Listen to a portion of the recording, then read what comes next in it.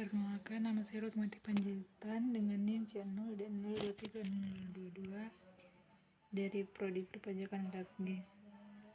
Baiklah, saya di sini akan menjelaskan materi presentasi saya yang berjudul Aktipat Tidak Berwujud dan Kewajiban Jangka Pendek dalam Akuntansi Pajak. Rumusan masalahnya yang pertama ada apa pengertian aktipat tetap tidak berwujud dan kewajiban jangka pendek dalam akuntansi pajak. Yang kedua, apa saja jenis-jenis aktipat tetap tidak berwujud. Yang ketiga, perbedaan aktipat tetap tidak berwujud dengan aktipat tetap berwujud. Yang keempat, apa saja risiko investasi jangka pendek. Baiklah, yang materi pertama, apa pengertian aktipat tetap tidak berwujud dan kewajiban jangka pendek dalam akuntansi pajak. Aktipat tetap tidak berwujud adalah aset yang dimiliki oleh perusahaan yang tidak memiliki bentuk fisik, tetapi memiliki nilai ekonomi dan memberikan manfaat jangka panjang bagi perusahaan. Aktipat ini biasanya digunakan dalam operasi bisnis untuk menghasilkan pendapatan dan tidak dimaksudkan untuk dijual dalam kegiatan usaha sehari-hari. Kewajiban jangka pendek adalah utang atau kewajiban yang harus dilunasi oleh perusahaan dalam sidang jangka waktu 1 tahun atau dalam siklus operasi normal perusahaan. Kewajiban ini mencerminkan kewajiban finansial yang harus dipenuhi dalam jangka waktu dekat dan merupakan bagian penting dari manajemen keuangan perusahaan. Dalam akuntansi pajak, kewajiban jangka pendek harus dikelola dengan baik untuk memastikan bahwa perusahaan dapat memenuhi kewajiban finansialnya tepat waktu. Adapun jenis-jenis aktipat tetap tidak berwujud, yang pertama ada hak paten. Hak paten adalah hak istimewa yang dikeluarkan oleh pemerintah yang memberikan kewenangan kepada pemegang hak untuk memproduksi, menjual, dan mengawasi penemuannya dalam jangka waktu tertentu sejak hak tersebut diberikan. Kedua ada hak cipta, yaitu hak yang diberikan oleh pemerintah yang memberikan hak istimewa kepada pemegang hak tersebut untuk memproduksi dan menjual suatu karya seni atau karya tulis.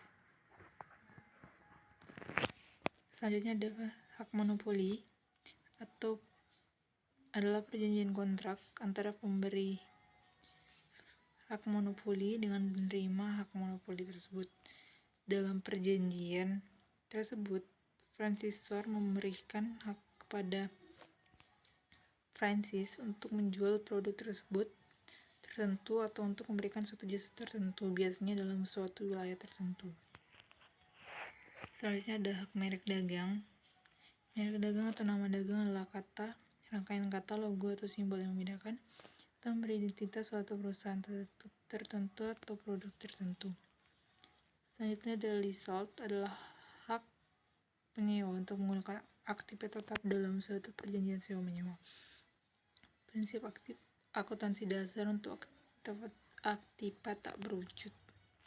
Selanjutnya adalah goodwill, adalah semua kelebihan yang terdapat dalam suatu usaha seperti letak perusahaan yang strategis, nama yang terkenal, pimpinan yang ahli, dan lain-lain. Selanjutnya ada biaya pendirian perusahaan, adalah biaya yang terjadi dalam proses pendirian perusahaan seperti biaya notaris, izin pajak, biaya cetak saham, dan formulir lain-lain. Dan terakhir ada biaya penelitian dan pengembangan, adalah biaya yang dikeluarkan di dalam melakukan penelitian atau percobaan ataupun untuk memperbaiki, mengembangkan produksi maupun produknya. Materi selanjutnya ada perbedaan aktipat tetap tidak berwujud dengan aktipat tetap berwujud. Perbedaan pertama untuk aktipat berwujud yaitu aktipat yang memiliki fisik yang akan digunakan sarana usaha seperti tanah. Tanah adalah harta yang digunakan untuk tujuan usaha. Ada juga perbaikan tanah, yaitu unsur-unsur seperti pemetaan tanah, pengaspalan, dan pemegaran yang meningkatkan kegunaan dari aktipat. Setelah itu gedung, yaitu bangunan yang akan digunakan untuk menempatkan operasi perusahaan. Terakhir peralatan, yaitu aktipat yang dipergunakan dalam proses produksi atau penyediaan jasa, contohnya antara lain mobil, truk, mesin, dan furnitur. Sedangkan untuk aktiva tidak berwujud, yaitu aktiva yang tidak termasuk dalam aktiva keuangan, yang tidak memiliki bentuk fisik. Banyak aktiva tak berwujud diperoleh dari hak kontraktual atau dari pemerintah.